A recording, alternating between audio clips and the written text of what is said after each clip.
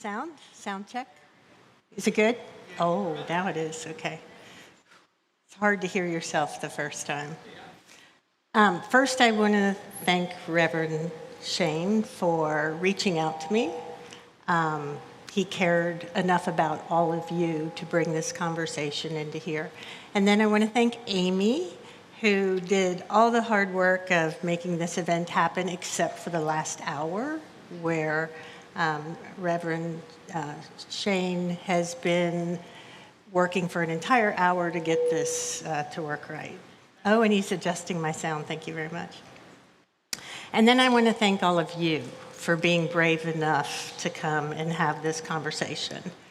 When people ask me what I do for a living, I'm a mediator now and worked in conflict. I say I talk about the two things people want least to talk about: death and conflict. So thanks for being here and being brave enough to be here for this. I only have an hour, and my presentation will take very close to an hour, and I know this brings up a lot of questions, so I'll stay as long as you all have questions and answer in any way I can. I also have, 30 or something slides here. Don't worry about taking notes. We're going to get your email address, and I will send you a PDF of all the slides, so you will have the information. Okay, next slide, please. I have an assistant. It's always nice when I have that. Okay, there we go. So my background, I've been a registered nurse since 1980. I worked in every intensive care unit that there is. I worked in a level 1 trauma center, and ultimately I worked in the emergency department. And at some point in my nursing career, I got completely burnt out. And the reason I did was because it was so hard to see people suffer. And a lot of people were suffering more than they needed to because they hadn't had these conversations. So in particular, the time that kind of tipped me over the edge, I was working in the trauma unit. There was a man who was in his 50s who was dying. And his family wanted everything done, but we in healthcare, and we did everything. So he was on a ventilator, he had medicine to give him a blood pressure, he had medicine to control his heart rate. He had all kinds of things that you don't want to know about. And every day I asked myself, I would take care of my patients every day because I felt like I was the best qualified to take care of them, and that's not arrogant, I just really cared about them. I took care of him every single day, and every single day I asked the question, why are we doing this to you? And then one day his family came in, his daughter threw herself over his stomach and said, "Oh, Daddy, why are we doing this to you?" And I lost it. And I turned around, and my best friend at the time, and she's still a really good friend, was on the other side of the bed with another patient, and she said she saw my shoulders shaking, and she thought I was laughing. So she came around, she saw I wasn't laughing, she led me out of the ICU, which was really smart. And I remember crying so much that I thought to myself, this must be what a nervous breakdown feels like. And what it was a ton of grief. So back into nursing, and the whole time I'm thinking another career, so I went to graduate school in clinical community psychology. I like the biology of how we work, I like psychology, I like the spiritual part, I just like people. So I go to graduate school in psychology, and at the end of that, I'm like, this girl has the heart of an ER nurse, and for me, psychology is like watching paint dry, so that's not going to be a good career choice, and I went back into nursing. Life took lots of twists and turns, and I ended up at 50 going to graduate school at Lipscomb in conflict management. Next slide, please. I needed to explain that because with all the psychology, the nursing, the conflict management, I found myself being super fortunate every single year to have the American Association of Christian Counseling's international event here at Opryland. And the best speakers, just wonderful people on psychology were there. And I went every other year when it was there. I was thrilled that last year I was actually a speaker presenting a different version of this. But one of the classes I signed up for was by Dr. John Trent. Does anybody know Dr. Trent? Yeah, he's a Christian author. He has an organization called Strong Families. He wrote The Blessing, he came up with life mapping, he came up with the idea, there's Labrador beavers, like our personalities resemble animals, and a lot more than that. And he offered, after his class, it was a fantastic class, he said, I'll take a few of you and mentor you for a year to do either write a book or make a project of some kind. I never in my life wanted to be an author, but I do like a challenge. And I liked him a lot. So I started writing this book, How to Live Forever, and I had the title before I had the book, and I absolutely refused to budge on the title. And writing a book to fit a title, no, it just all started flowing. I started writing about all the things that I could think of that we need to end our life well. And I wrote from the perspective of what I saw missing in nursing. I wrote about the conflicts that I saw in my conflict management business. And I can't describe the experience of writing the book going, you're not an author, what are you doing? I mean, I completely had imposter syndrome, which means I was writing the book saying you have no business to write a book. So eventually I stopped writing, and it was getting close to the end of that year. And very clearly, I heard God say to me, if you don't finish this book, you are robbing yourself of an opportunity that I gave you. Exactly. And I don't know about you, but when I hear something so clearly in my head, it probably means I should do it. So promptly, I did finish the book. So I have Dr. Trent to help a lot with that. And I wrote the book, and we're going to talk about the different chapters here because they're going to relate to how you might want to do your planning. And I say you might because there is no right way to do this. This is your life, your story, yours to write. Next page, please. I ran across a book. Has anyone read Being Mortal? Yay, best book ever. That book was so powerful to me as a healthcare worker that I read the introduction and I had to put it aside because it took my breath away. Because it describes truly what it's like in the healthcare system, what it's like for healthcare workers, that healthcare workers are my tribe, they just are. But their goal is to keep people alive. Their goal is to treat a disease. And sometimes in treating diseases, they forget the people. And sometimes in keeping people alive, they forget quality of life. He also describes the healthcare system. He describes institutionalization and how we came upon things like nursing home. He makes an argument that it's not a natural thing for people to be isolated in a room and have someone come check on them every 2 to 4 hours, that we were born to be in community. It's just a breathtaking book. So normally when I present on this, I say, if you're only going to buy one book between my book and his book, buy his book.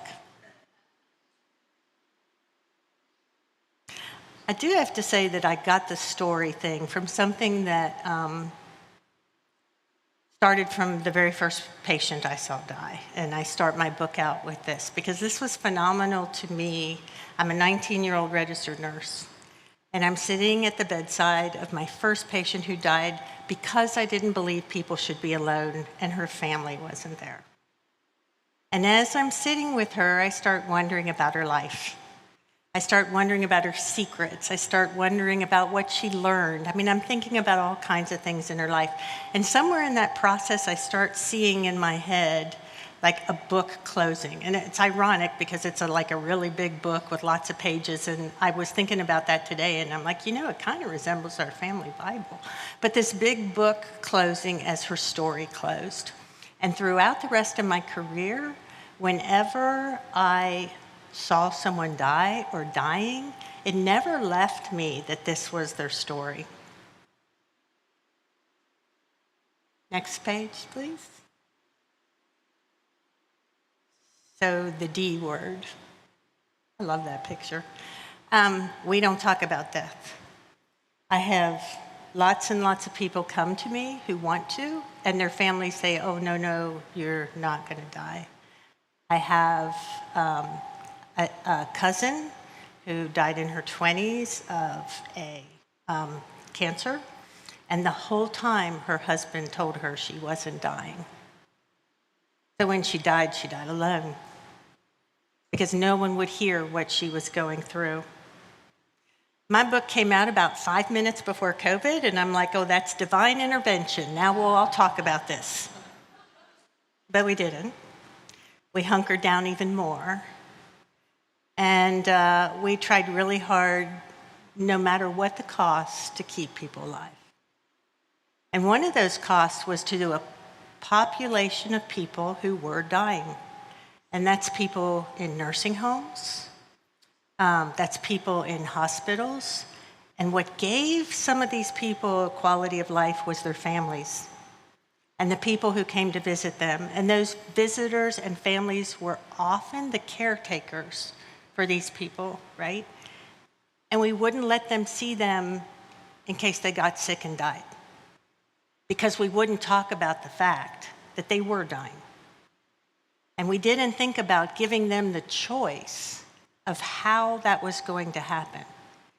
And I can't help but wondering that a lot of them would have wanted to be with their families and taken that risk. So I think now more than ever, we need to be aware of writing our story, about having these conversations. I know it's hard. I have my own theories on why we can't do it. It's scary. Like, who knows what it's going to feel like at the end? It's scary, and it's normal to be afraid of the unknown. I know it's super sad.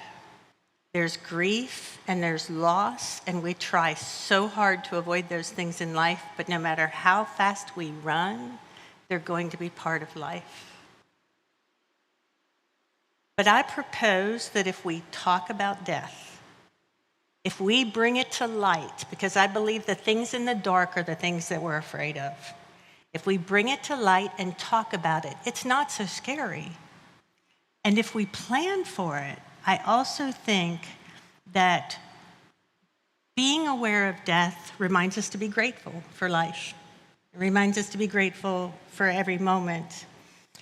And it reminds us to be purposeful, right? Because the one thing all these patients taught me was they only have this moment. So I'm a little obsessive about that. It makes it, I'm not as bad as you, Becky, but it makes it hard to slow down because we don't know when the next moment was. And I am busy. I call it living fully. But I'm aware that this is all that I have for now. Next slide, please. So I want to talk a moment about fear. So Jesus knew, like, the life was supposed to be easy, did not come from the Bible. And that people weren't supposed to die and they weren't supposed to die young, that didn't come from the Bible either. But what did come from the Bible is the support, the grace when we go through hard things. Grief, loss, regret, I think being human can be really, really hard. This 365 times I'm not responsible for its accuracy, I did not count. I thought that was an interesting number, though, considering, the days of the year. There are over 1,600 references to death in the Bible, everything from returning to dust to departing. And there is love beats death. Our love endures death. And that is why I wrote the title. I always get a little emotional when I talk about this book. Like lots of years of watching people with this, and some do it beautifully and some really struggle. So in life, there's pain and tragedy and grief, and sometimes it's really, really hard to be a human. But Jesus said, in the world you will have tribulation, but take heart, I have overcome the world. That's John 16:33. There are three things that I know about life. It can be really, really hard. I've never met anyone with character who hasn't gone through a lot of life.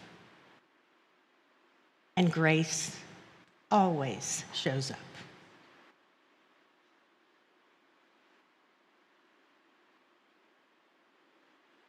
So while death is the price we pay for life, love is the currency. And that love lasts. Okay, next slide, please. Whoa, missing a slide. That one. Okay, so close your eyes for a moment, please. We're going to do a little imagining. So someone named Lindsay Green wrote something called A Life Well Lived. And in this, she has a legacy exercise. So for now, imagine that life ended abruptly right now, and tomorrow would be a world without you.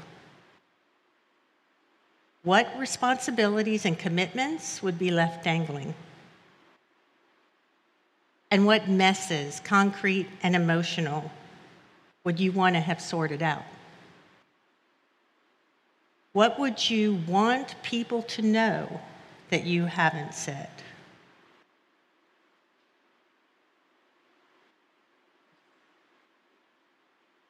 Open your eyes whenever you're ready. See, you don't want to wait to figure this out till you're, 140, because no one wakes up in the morning going, oh, today's the day I'll go to the ER. And you don't have to be old to die.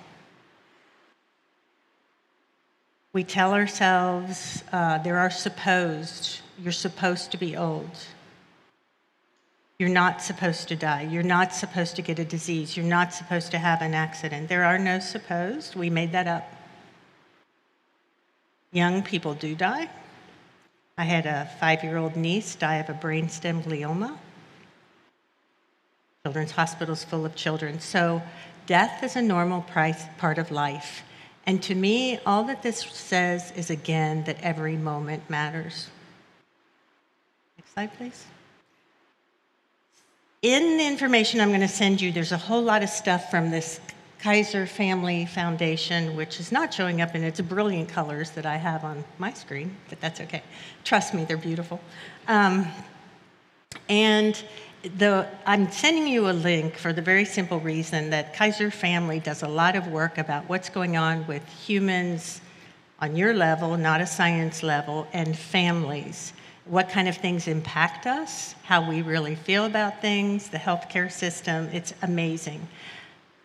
But they did a study on what the most important things in death were, if you're the one dying. And the most important thing to people dying was that they not burden their family financially.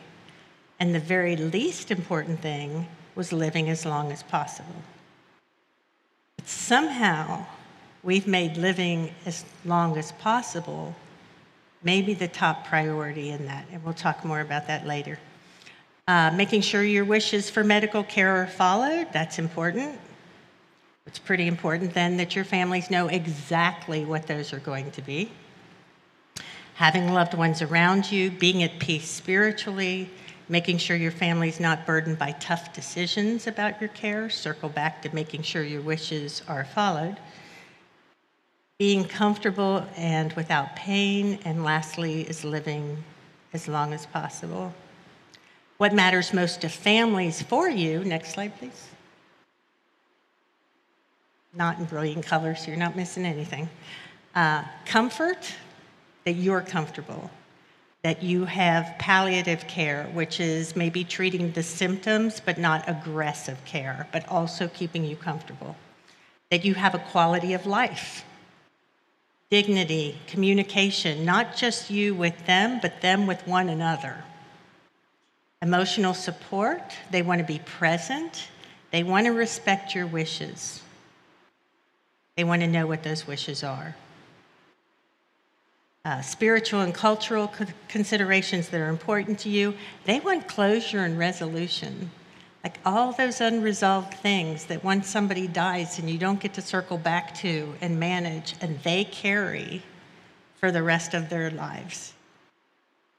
They don't want a financial burden, and they want a legacy and a memory, which ties into my story very nicely. But it also is an interesting fact that your story, what you went through, what your life was like, is more important to you. I can't remember, I used to talk on this, but I can't remember. It's more than 90% of people say they would rather know your story, know what was important to you, what you experienced, what they can learn from, than get your stuff. Like they don't want grandma's gnomes. They want grandma's story. Okay, next slide, please. I mean, stats kind of stink, but here we go, because I think these are pretty profound. 56% of Americans believe that estate planning is important, but only 33% of adults have. Now, I want to say that that number is age dependent, the younger, less, older, more. 52% of people don't know where their parents store estate planning documents. Where are those guys when I need them? This one's just, so I'm going to flip the numbers. 54% of executors to wills do not know that they are executors to wills. What? Like, this is your legacy, and we're not telling people that, oh, by the way, I named you this job. Fascinating that Americans who had a serious case of COVID were 66% more likely to have a will. They looked at death and they realized at some point it's coming. 41% of Americans who had loved ones with a serious case of COVID, as opposed to 29% who didn't have loved ones who were sick, decided it was a good time to do some estate planning. Next slide, please. But there's good news. We do care about our pets.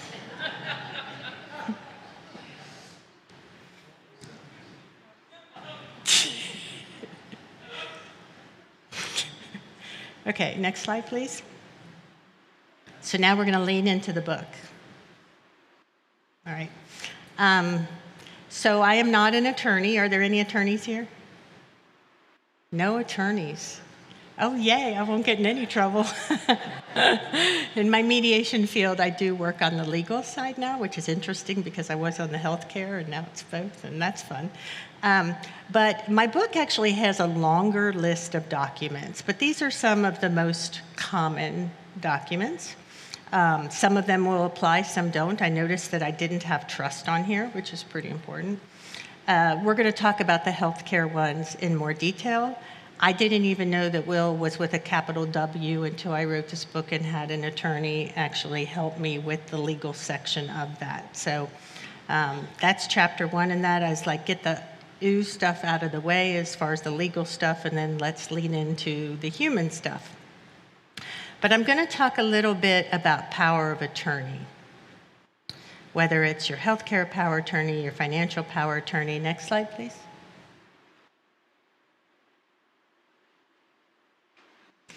So, a lot of people don't know about this. Somebody gets power of attorney, you give power of attorney, and somebody decides at some point, oh, I have power of attorney, I can tell you what you need to do. That's actually not true. Because in a power of attorney, it's assumed that you get to have say as much as you can. Now, supported decision-making means that on whatever topic, to whatever degree you can, you have input. So while you might not be able to balance your checkbook, that doesn't mean that you don't know you don't want to live in a nursing home, right? So I think if you have these drawn up already, ask your attorneys about supported decision-making. In the legal sense, it's somebody is assigned to each different part of your life. I mean, it's complicated. You don't need all that. At the very least, what you need to do is make it very clear to the people who are going to be responsible that A, you know that they can't hang that POA over your head. B, the degree to which you want to make your own decisions. Not everybody might want to. They might want someone else to choose that. But most people want to make their own decisions. So, an example of that, my very first client when I got into this was an attorney. It gave me this great big retainer. Like, I've never had a great big retainer since then. It's like, and his wife was dying of Alzheimer's, complications of Alzheimer's. And they had adult children who were fighting, and he wanted his wife's ending to be better than that. So his wife, more often than not, did not know what was going on, but we brought her to the table for every conversation. And surprisingly enough, every now and then she'd pick up her head and speak up, you know? But even if she couldn't speak up, I don't know that she can't hear and understand. So for me personally, if it's your life, it's your voice. And that's something we have to really make clear to the people who are going to be our decision makers. Now, in the state of Tennessee, for healthcare, there are some implications. And because I'm not an attorney, I can't say. But the whole supported decision making stemmed from disabilities. You know, people with disabilities were all or nothing. Then they realized, wait, there's some respect and autonomy that we need to be giving here. So they wrote in capacities. They could make the decisions to the capacity that they could. And then they're like, well, wait, what are we doing to, elders, sorry about that. Did I break your ear? What are we doing to elders and people who are sick? Are we giving them enough space? So TennCare has something called dignity of choice, which is an emphasis on making my own choices. These are your hints for where to follow up on this.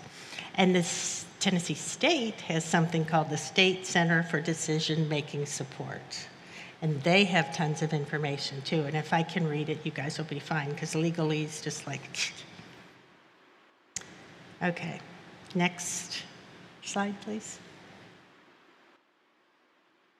This is my heart. Like, medicine is still my tribe. I'm going to go through these. There may be a couple you haven't heard of before, but maybe, hopefully, you'll be glad you did. Our advance directive. How many people have advance directives? Okay. The thing about advance directives is very often it says things like at what point you want life support continued or not. But the thing about healthcare and end of life is there's a really big range between I'm walking around doing great to I'm in a coma. There's a lot of stuff that happens in between there, and it needs to be talked about. Do I want surgery at a certain point? Do I want treatment for infections? Do I want tube feeding? Do I want intubated as one, help breathing through a machine? The lowdown on that is it's not a good thing to be on the receiving end of that. Has anyone ever been intubated? Had a tube in for breathing? You have. It's not fun. So you have a tube in, you can't control your own breathing, a machine is doing that for you. This is nursing-wise, right? So generally we give people medicine to paralyze them so they don't pull their tube out. If they're compliant, we don't have to do that. And then we try to keep them comfortable with some sedation. Well, if you're paralyzed, it's pretty hard to tell how sedated you are, And you can't be too sedated because if you're sick enough to be intubated, it's probably affecting things like your blood pressure. So they can't do too much medication. Regardless, sometimes it's necessary and sometimes people do great. We have a lovely lady sitting here now. My point is it's hard to go through. And it's really hard to go through if there's very little hope or no hope that you're actually going to get better. So make sure in your advance directives that you have run the gamut. And I don't have the names off the top of my head. Normally I can rattle off about 3 companies that have, somebody might know, that have great booklets that you can get free online that talk about all the things that are in between I'm up and great to I'm in a coma that need to be addressed. We already talked about supported decision-making, durable health care, power of attorney we kind of talked about. The physician's orders for scope of treatment, it's called the POST.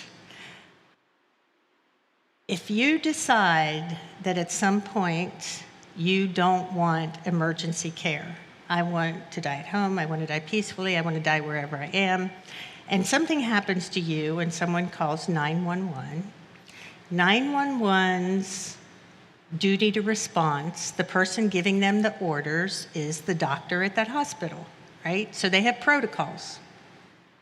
And you will go on that protocol because if you don't, they're afraid somebody's going to sue. So there are protocols they follow, but not everybody wants that.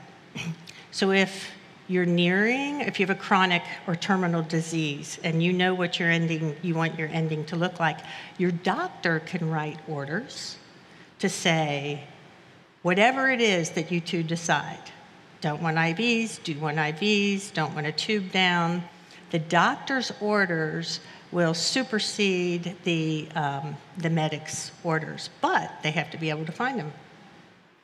And this is the paper you hear about. People talk about like having your advance directives in a safe place.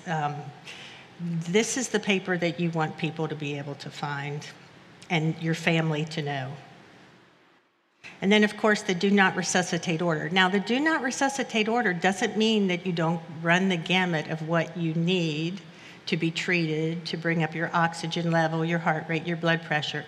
It simply means when all that stops, that you won't have CPR. And again, there's a lot before your heart stops or your breathing stops that needs to be talked about. And allow natural death is just another way of do not resuscitate. Well, how do we decide when that is? Next slide, please. For most people, it's their quality of life. And that's different for everybody. Next slide, please. The minimum of quality of life for most people is pain relief, comfort, symptom management, being independent, and autonomy. That's so important to all of us at every part in our life. We want to make our own decisions. We want to have make our own choices. We want to have personal care that is respectful to us and respectful to us as individuals, meeting our individual needs and not being on an assembly line of care. Meaningful relationships give us quality of life, being purposeful and productive, having dignity, and our spiritual and emotional well-being. That's baseline. Next slide, please. But then the question is this. There's a lot of treatment for a lot of things, and almost all the treatment has side effects, a price to pay for that treatment. And not all of them have equal amount of ability to be successful, right? So know what those are. What are the chances that this is going to work for me, and what price will I pay for doing this? Like in the medical system, I mean, I see it over and over. I see it from people that I know are just brilliant people who even say, when I get in the medical system, I find myself just doing whatever everybody else tells me to do. It's your life. Like, you don't have to do that. Like, you can ask, weigh it, and you get to decide. So I polled a bunch of attorneys when I was given a similar presentation. I just love picking on those people, especially when they're not here. And I'm like, where is the bar that you wouldn't want more aggressive things done? And by aggressive, I mean going to surgery. I mean, you'd be surprised how old people are who have to go through a surgery for something that, because it's there, we're going to take them through surgery. It's whatever treatment that is recommended to you. And I want to say on this is how it was back when I was an active nurse, but it hasn't changed much. We're trying to know in medicine that there's more to it than being alive. We're trying to give people more voice in what goes on.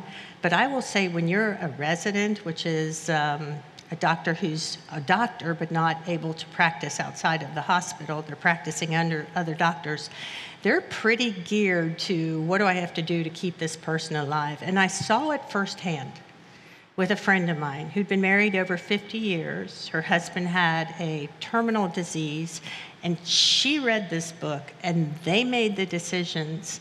And the next thing you know, they're in the system. And I literally was sitting in her room when the residents would come in and say, if you don't do this, he's going to die.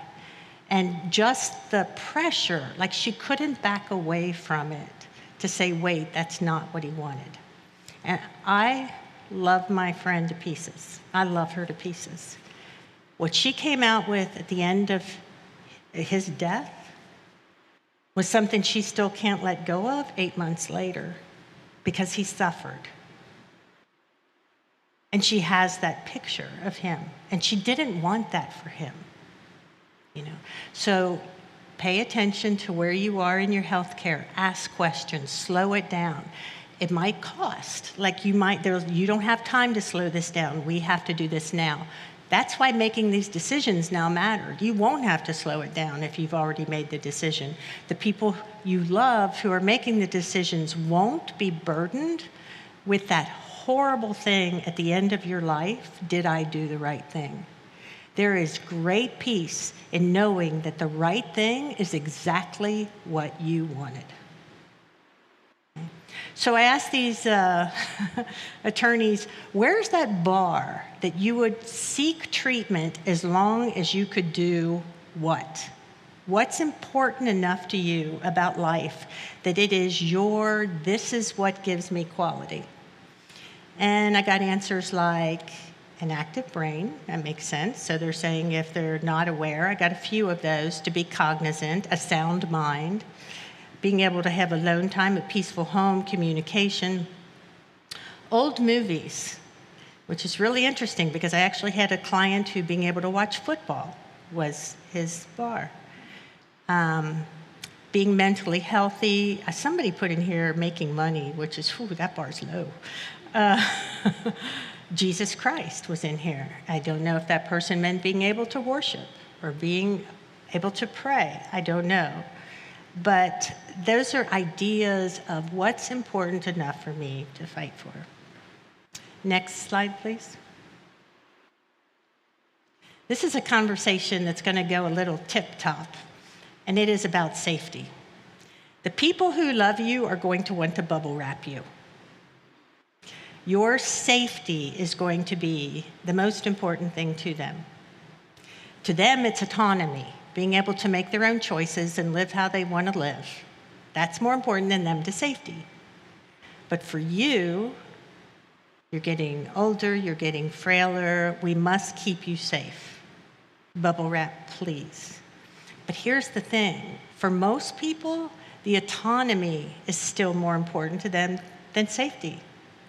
They're willing to take risks in order to be living their life that they feel has quality. Right? So we have to revisit the safety discussion, which I don't think very many people do, and make it clear that I had a woman one time who's gleefully told me that she's broken her arm 5 times and it's driving her kids nuts, but it's her life. Yeah, I'm not kidding. Now, for some people, safety might be most important. But again, we have a dying population, and I say no disrespect. Please know that I recognize that death is part of life, and both of them are full of grace. But we have a dying population that we're trying to keep alive longer, even if it means robbing them of the quality of their life. Next slide, please. Can't talk about the end of life without talking about hospice and palliative care. They're different. And every hospital place I know says, please, Kim, when you talk about this, tell people that you don't have to be on death's door to go to hospice. We actually want you to come sooner because we are a source of support and comfort. To how much you need to know, because I've also seen people go into hospice and think that means that somebody's going to come every day and help them, and it does not. But it does mean people will be there, and there are people who are a phone call away, and it means prioritizing pain and comfort. You're not stuck in that. You can change your mind at any time. Palliative care, there are palliative physicians now. It can be at home or at a center, just like hospice. They're still treating, but not aggressively treating. So it's not like hospice. If you have something happen, you typically don't go to the hospital, because if you go to the hospital, then you go through all the processes that happen in the emergency room. I had a client who I loved a ton, and I'm going to share this story with you. I normally introduce it sooner, but this gentleman came to my office. He was in his late 50s and a football player when he was younger, not in his 50s. And he had been diagnosed with a progressive disease that would paralyze him. And so he walked into my office and he said, I just got this diagnosis. I'm good with God. I'm just going to wait to die. And I'm like, well, that's an option. But my dad got a diagnosis and waited to die for 20 years.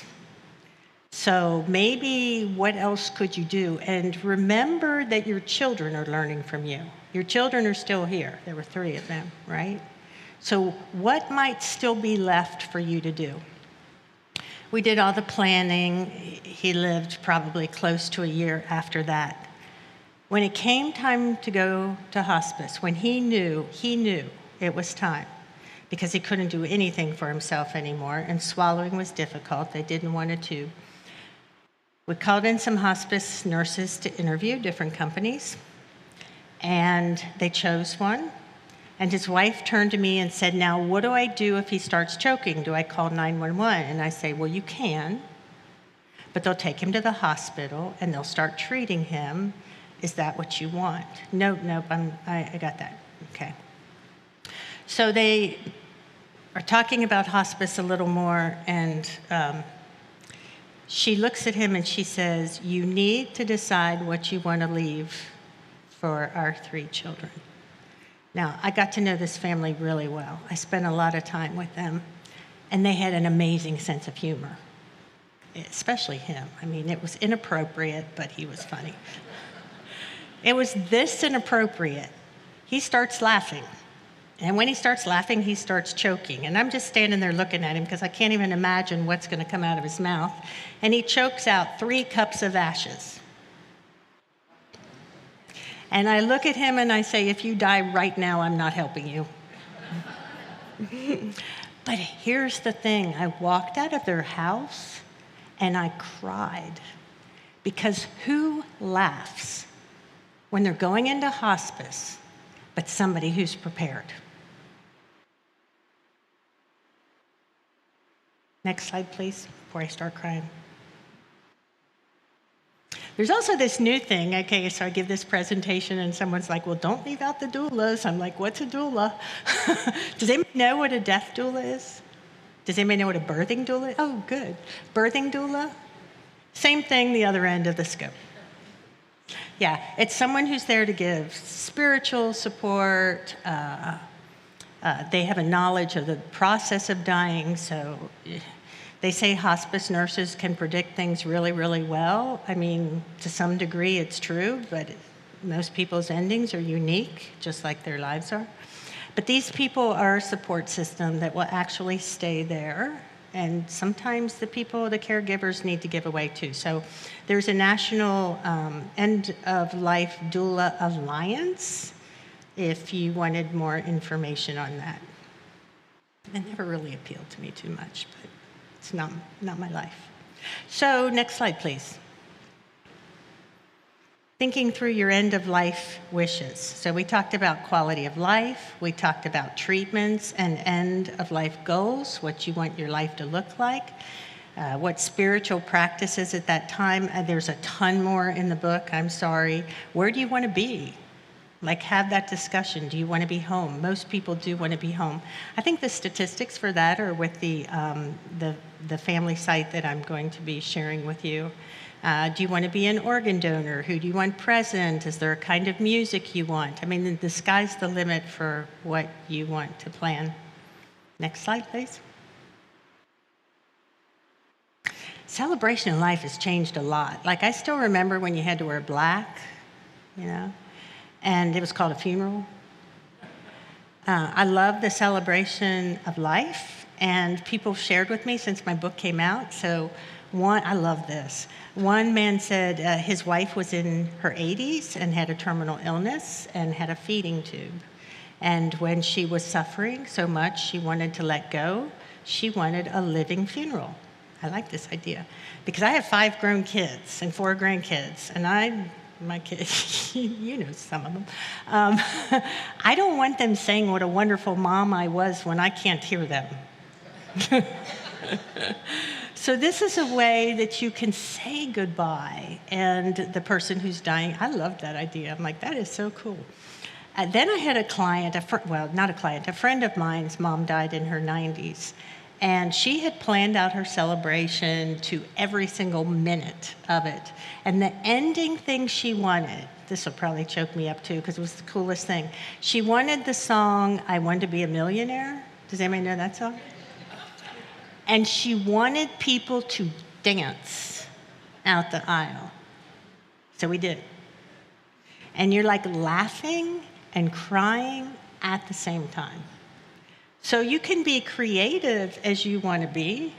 I kind of like the idea myself of leaving a letter for my kids that they have to read, because that would be really hard for them. But it's kind of like you can't say anything to them at that point, but maybe you have words that you would want to say to them. I mean, there's just so many options for that. Next page, please. Oh, my timing is good. Okay. So what survivors want to know? I have several pages on the questions that people most want to know. They want to know, your people want to know about you. Like, we forget to ask because we just forget that there's a timeline to everything. And then we start asking when it's, maybe too late. But they'll learn from you. When they're teenagers, they don't even try to learn from you. But later, they're like, oh, wait, maybe they do know something I need to know. And they'll have that if you leave that for them. And for so many people, it's too late, It's like, I wish I would have asked. And I feel that way about my own family. Next slide, please. So there's some really, really, really cool things on the internet that can help you leave your story for your family or your friends. My favorite is something called Storyworth. Has anybody ever used that? Oh, it's so cool. I've gifted it to people.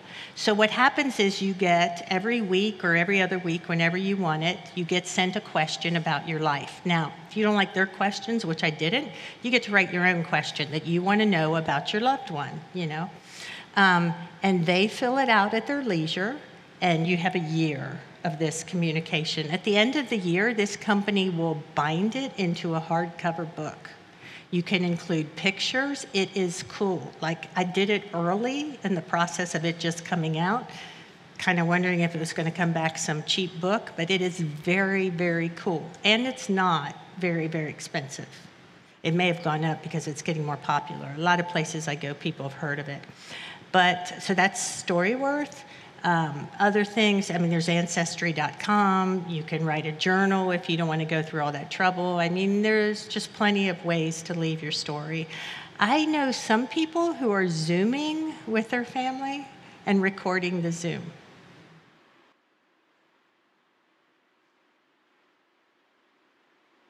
Next slide, please.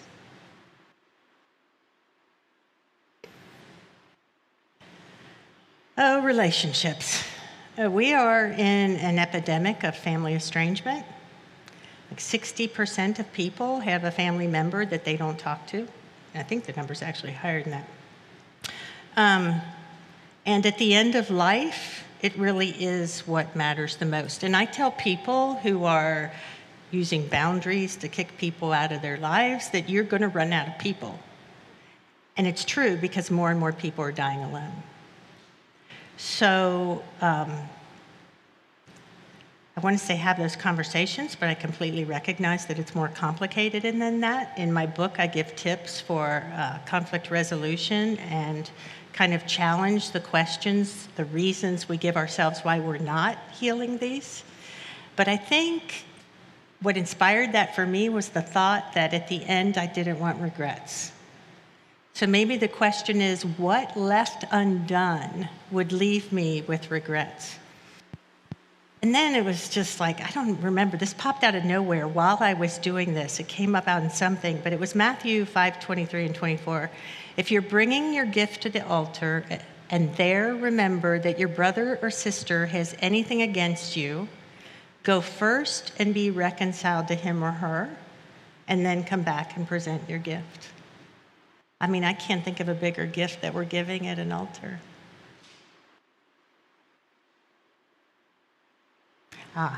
Next slide, please. So I did indeed leave some relationship questions. Who are these people? What's the cost to the family for these not being healed? I have people, nieces and nephews, calling saying, my parents don't talk to my aunt and I love both of them. So these are the things that are destroying a family history, like a family legacy, not history, sorry, legacy. And changing that dynamic is a bridge between the past and the future. And then, I mean, just some questions to think back on, because we all have a responsibility in that. Can we ponder a moment what our responsibility might be? And what is keeping us from reaching out?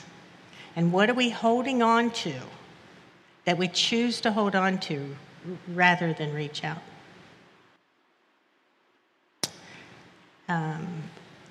Don't do the next slide, because I forgot to put a slide in here, mediation, and I'm a mediator. Has anybody been to mediation? One. Most people don't know what it is, which is surprising to me. We know people in divorce go to mediation after they have fought with each other and really can't stand each other even a little bit because their attorneys have pushed apart as much as they can. Then they mandatory have to go to mediation, and now they sit them in separate rooms and somebody goes back and forth. That is not mediation. They call it mediation, but that is a facilitated negotiation. Mediation is a private, voluntary, confidential way of sitting down and having conversations that, an easy way of saying it are win-win, where everybody's heard. We're not trying to figure out who's right and wrong. We're trying to figure out a better way forward. And when it comes to having these difficult conversations, and they are difficult for a lot of people have already told me that there's pushback from the family. They don't want to have these. Having a neutral there who will normalize those things, who will help guide the conversation, but will not help you come up with solutions, but will help you come up with the questions for the solutions. That's what mediation is. I need a copy of my book. Oh, well, thank you. Never mind. Thank you very much. Thank you for your purchase. I do this every time. I'm like, I want to read this, and then I forget it's there. Oh, my acknowledgments. No one in their right mind, I'm convinced, writes a book. Okay.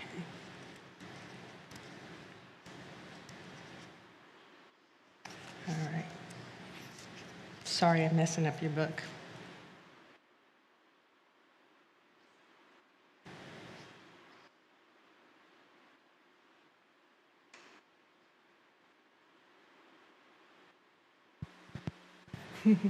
If I can't find it fast, I found it. Okay, next slide, please. Oh, I hope you didn't turn it off. Because really our ultimate goal is not a good death, but a good life to the very end. And I want to read you the last paragraph of my book, and I sometimes get choked up about this one, just warning. Finally, this I know to be true. I have one shot at this journey we call life. I don't know how long I have, but I know that I have one day less than I did yesterday. I also believe that we leave our legacy every moment, every interaction, no matter what we do and no matter where we're from. Every interaction with another person is an opportunity to leave a legacy of kindness or unkindness. Who we are in any given moment lives on. We are told in Scripture to number our days. When we do just that, by recognizing the finite nature of our days, I believe we can live purposefully, write a beautiful story, and die without regret. All right. Next slide, please. Resources. I don't have this on here, so I'm going to turn around. So this is what I'm going to send you all, and some of it is, next slide, please. There's the Kaiser Family Foundation. I mean, if somebody wants to use their phone to do it, but people tend to kind of rush that to do it. Next slide, please. So I said in the book that I had a list of questions to think through end-of-life wishes. I actually included that in a PDF in here. Next slide. That's it. Next slide. That's me. Also my contact. Thank you. Thank you very much. Thank you for buying it.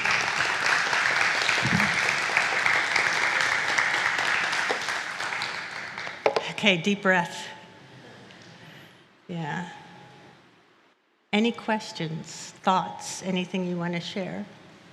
Oh, I know there's 4 minutes left. I don't remember if I said this, but I'll stay as long as you all want to, or until Amy kicks us out. Questions? Yes, sir. So one of the things you mentioned was making these decisions earlier so that they're made.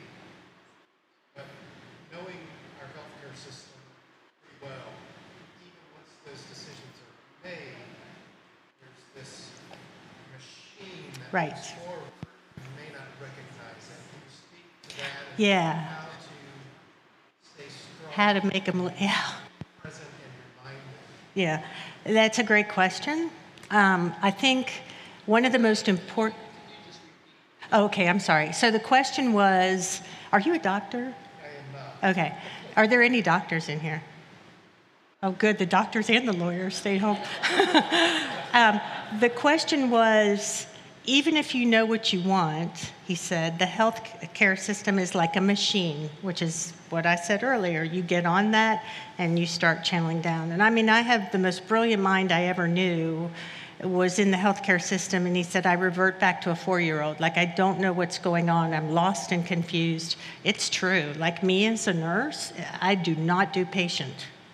So I think the first thing is to have really pointed discussions, really clear discussions with your family. I think these discussions, no matter if it's a will, your advance directives, your end-of-life wishes, should be done with everybody as together as possible.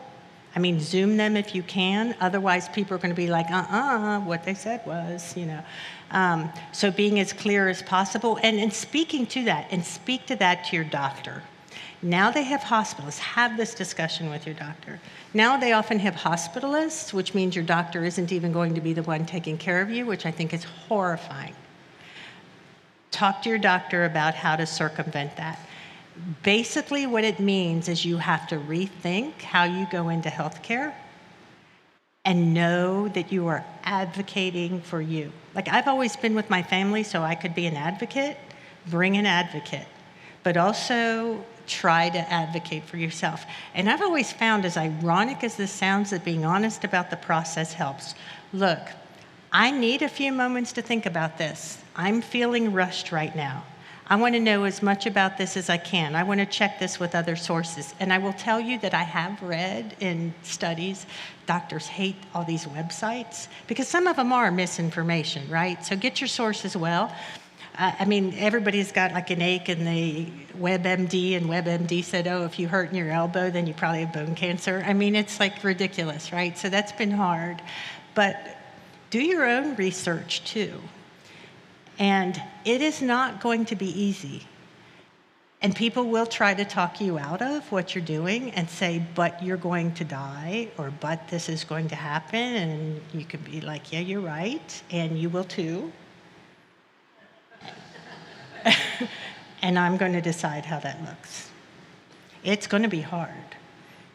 I think more and more people in healthcare are trying to respect that, but at the same time, I just read something a couple days ago about a struggle with legislature because somebody decided they didn't want something and the healthcare system was putting pressure on them about that decision. And I know parents have gone through that a lot when they decide things for their children and the healthcare system is against that, and usually the parents lose. That doesn't mean it's right. Was that helpful at all? Get a sword and a shield and fight the battle. Any other questions? Becky. No questions? Are you all okay?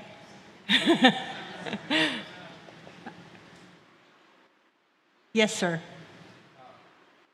Just recently, my daughter was in the hospital. She went to the hospital. She had a virus. And while she was there, they told her that she had something even worse, and that she had a lot of blocks. So they said in 3 days we're going to do this catheter. Cardiac cath. Right. If they can, then we're going to put in 2 stents. Right. And if there were more than 2 stents needed, then they were going to have open heart surgery. And so they did the catheter, and there were 4 blockages. There were at least 3 and maybe 4. And so they said, well, we're going to have you consult the cardiac surgeon. So anyway, they sent her home to get over this virus. So there were several weeks.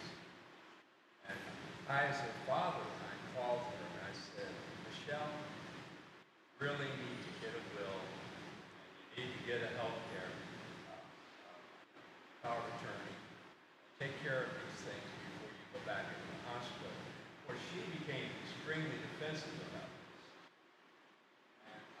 this. But she did listen to me, and her husband got her on the road, and they did this. And I think her fear was, oh, if I do this, I'm going to die. Well, this, she's 55 years old, and yes, there's a possibility. But more importantly, if she did that, it would just uncomplicate things. Yeah. Does she have children? Went ahead and did it. I think it's just great. And so now her husband said, well, got that all done. I've got mine.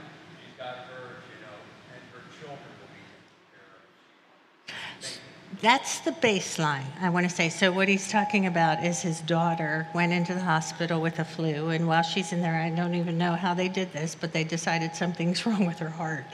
I'm like, if I'm in there with a flu, leave my heart out of it. But and then they decided she had some serious blockages and had to consult a cardiac surgeon.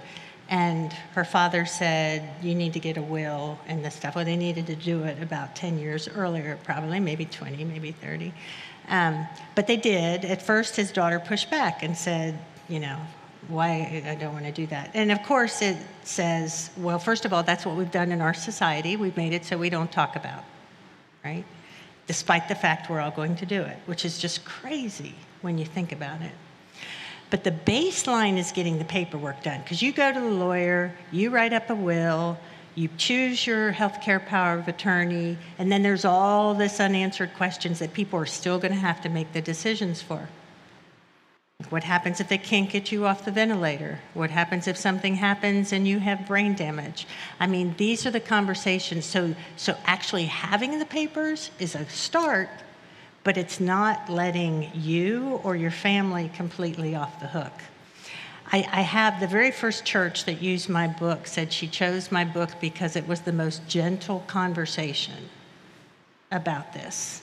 And I was really touched by that, because I mean, for me, it's easier to talk about. Like, I was 19 years old, and I'm way older than that now when I first started dealing with this. So I've had a process that I could go through, and I did. I went through a process. I went through from my Catholic upbringing telling me that dying was a punishment, to seeing children dying and being like, God, what did they do?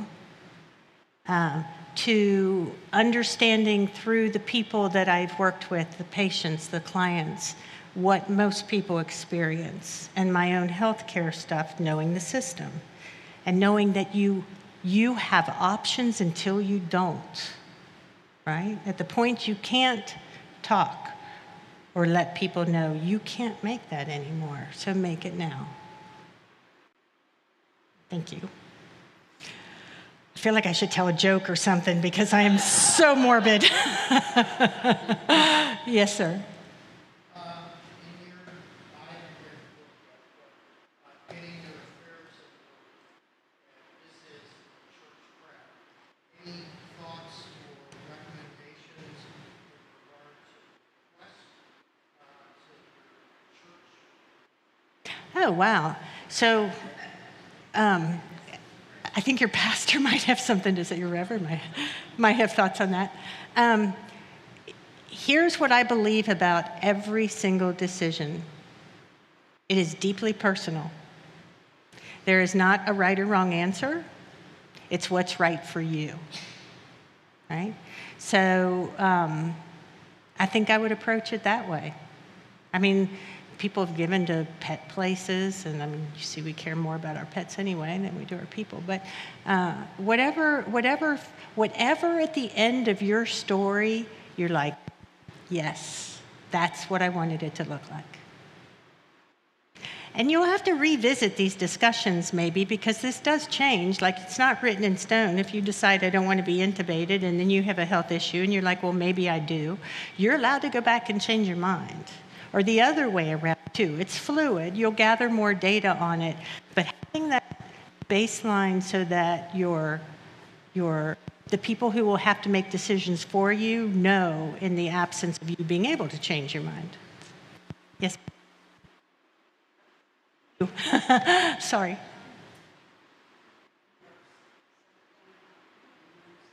Do you have a microphone? Do you have a regular microphone by any chance? Oh, thank you. So, I wonder, I'm reflecting on when my mom died. Okay? She's a patient. But I wonder if you in some way put something that says, I love you, and don't pay any attention to anything I say when I'm dying. Because it was so difficult, and the nurses that were so helpful said, we see this all the time. Don't listen to what a person says. You're in fear, you're scared, you're just the meanness sometimes that comes out of some people that this makes it so difficult. So it's almost like there should be a document that says, if I'm ever saying very mean things to you when you are trying your best to love me and care for me, don't pay any attention.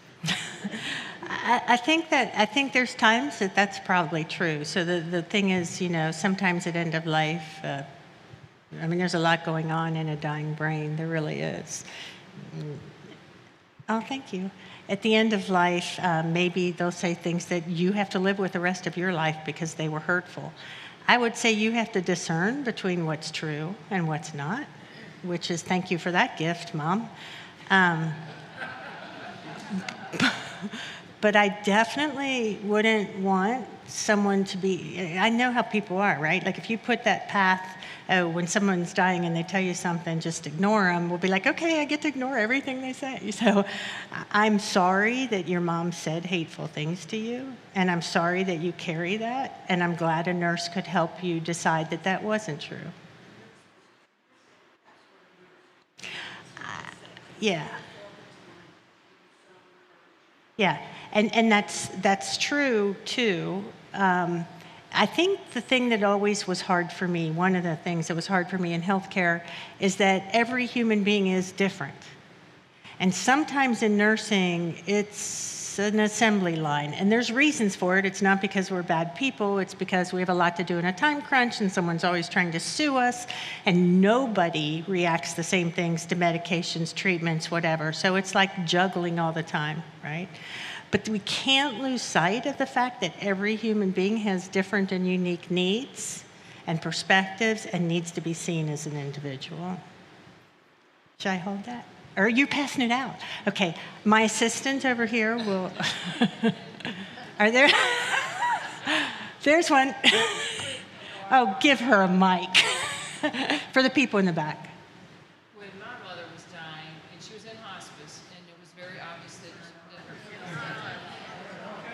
Jeez, Becky. When my mother, can you hear me now? Okay, when my mother was dying, she was, what, 86 or so? And we were in hospice, and our 30-year-old daughter was with us, and we played old movies, like the home movies that we had converted to That makes me want to cry. DVD. And my daughter and I, we were just laughing, and then I realized, oh my God, what is this doing to Mother?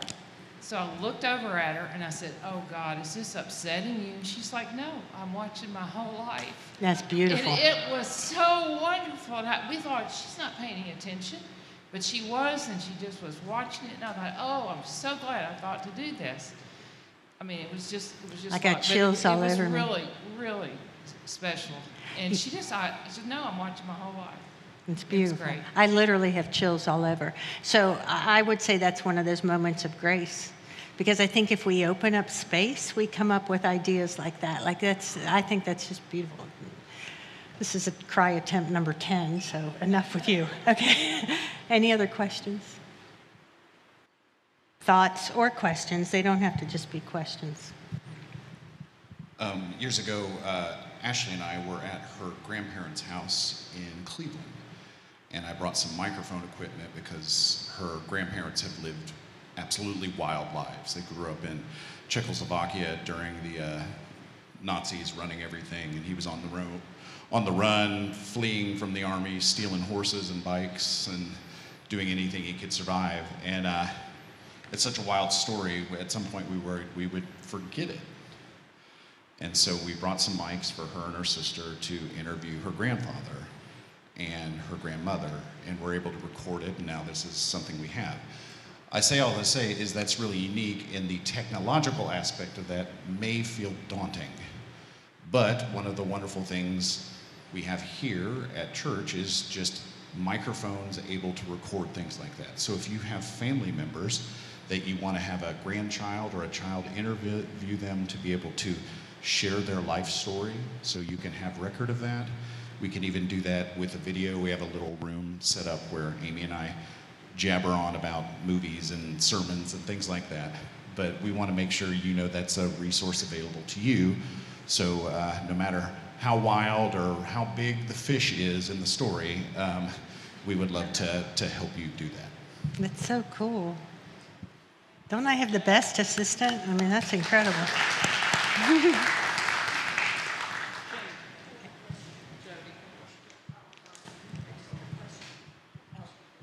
Question, because I've joked about I want to hire a celebration of life planner, like somebody hires a wedding planner. I want to do all those things. There like probably plan is them in. one. Yeah. Do you know of any? Because that's No, something but I plan would the not be menu. surprised. Here's the thing about us, like I'm a baby boomer, I'm on the other end of it, but like we're a big population that's going to have a lot of needs, and there's a lot of capitalists going, oh, I can make money doing that. So I think there may, I'm almost pretty sure there is that. However, we have the internet now. There is nothing you can't find on the internet, you know, if you just sit down and do it. I mean, it's crazy. But yeah, there probably is end-of-life planners. I'll share a celebration of life story with you. We do those pretty well here and have had some memorable ones over the years, but my most memorable one is similar to yours. My best friend from high school died of an aneurysm at 54, and he was a lifelong Cincinnati Reds baseball fan. And so as we entered the sanctuary for his celebration of life, we were issued a Cincinnati Reds baseball cap with his initials on the back. And after the service was over and they were getting ready to roll the casket out, per his wishes, we all stood and sang, "Take Me Out to the Band." That's just beautiful. That's just beautiful. You know, that makes me really ashamed to share the story that I went through with my kids, but I'm going to do it anyway. So like I said, I have 5 kids, and I'm writing this book, and they're like, "So, Mama, what do you..." I have one son who calls me Momster. "Mama, what do you want us to do with you?" And did I mention I have 5 kids? And twins. So I immediately said, "I want to be stuffed and mounted."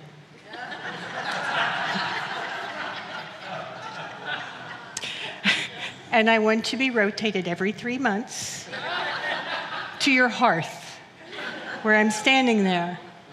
They're like, "Your story was so much nicer."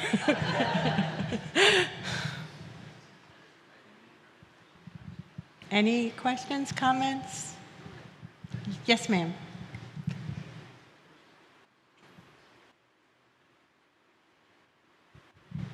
When my father was quite old and sickly, he and my stepmother decided that the best thing for them is that Rita kept a DNR and an advance directive taped to the refrigerator.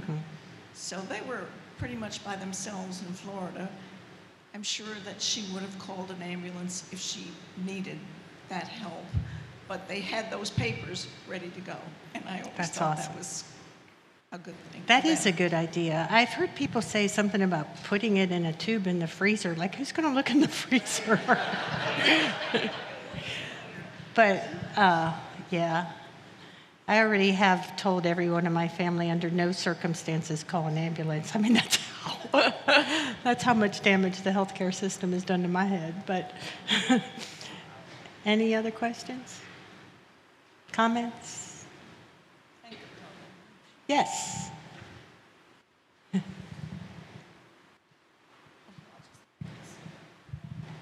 A few years ago, I took one of those lifelong learning courses, and it was taught by an ethicist, I believe, at Vanderbilt, maybe Dr. Churchwell. I don't really remember his name, Churchill or Churchwell, something like that. Anyway, the one thing I really remember about that, it covered much of the same material, and you definitely touched on this, but the big take-home message for me is communicate, communicate, communicate to your family, because so many of the conflicts that he had to deal with, people in the hospital, came from family members that heard different things or didn't hear anything, and it just turned into families that had been close. There at the end, with all of the rest of the trauma, the family just fell apart. That's right. That's right. It's a hard time and is not a time to be making those decisions. And that's the conflict. A lot of families come to me not because they were ever close, but it's even worse. I mean, we have blended families all over the place now. So there's, people showing up that nobody even knew existed sometimes.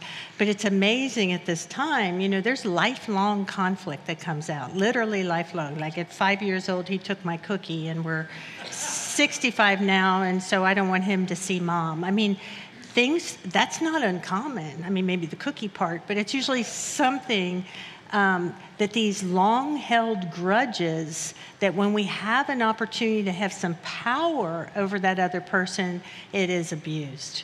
And you're right, communicate in detail, and communicate in detail and to everyone that you can, yeah. And, it doesn't hurt to write it out in detail for when, one sibling says, well, that's not what she said. It's like, oh, yeah, but it's right here, and this is her handwriting. Well, maybe she didn't really mean that. I mean, that's still going to happen, right? Like, it's just going to happen because we're people. It's like, you're going to get pushback sometimes, but if you know in your heart what's right, you're going to get pushback sometimes. Yes? I could. About 19 years ago, my dad, he knew he was going to die, and he and mom redid their wills. They made them mirrors of each other, and he had asked me to be the executor. He handed me the life insurance policies. He told me who to call. You know, I had a roadmap. I mean, there were a few details that were kind of left out, but I had a roadmap, and I had my brother and sister as like supporters for that. But you know, telling your people what the deal is very helpful for them.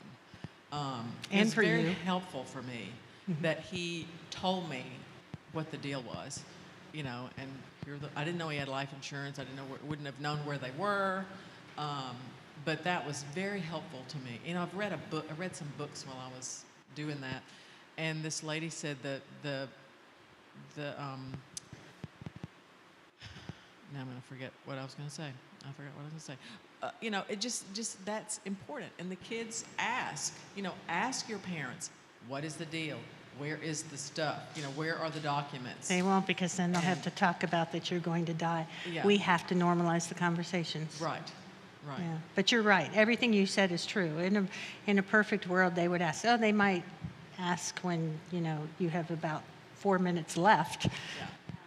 I mean, my mom used to always say, now, you know, Ann Webb, you get all my gold jewelry, and Virginia, you get all my silver jewelry.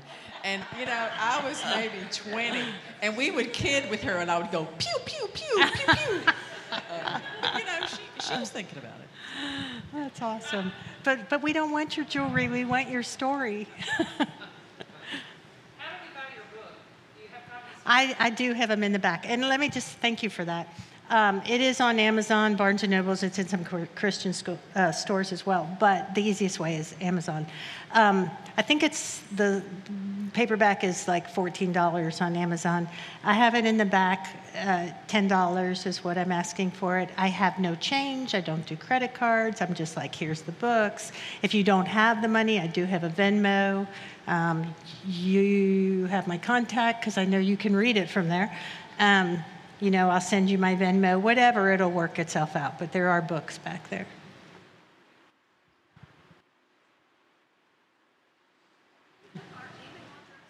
I'm getting the email addresses.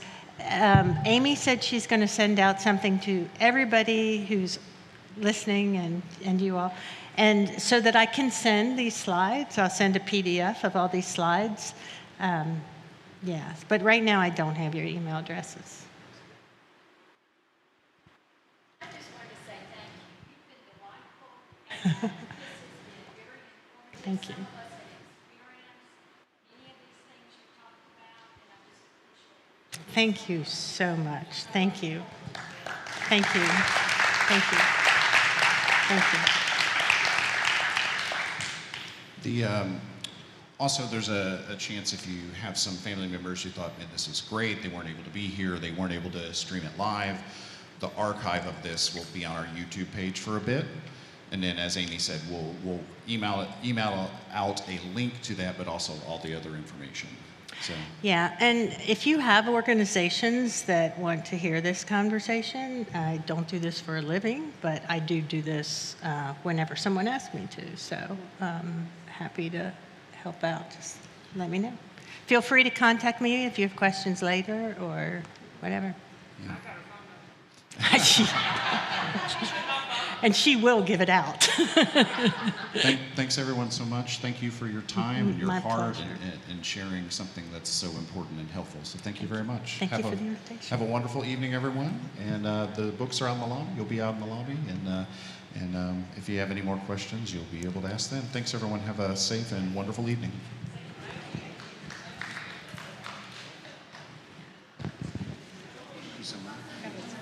Thank you. I appreciate it.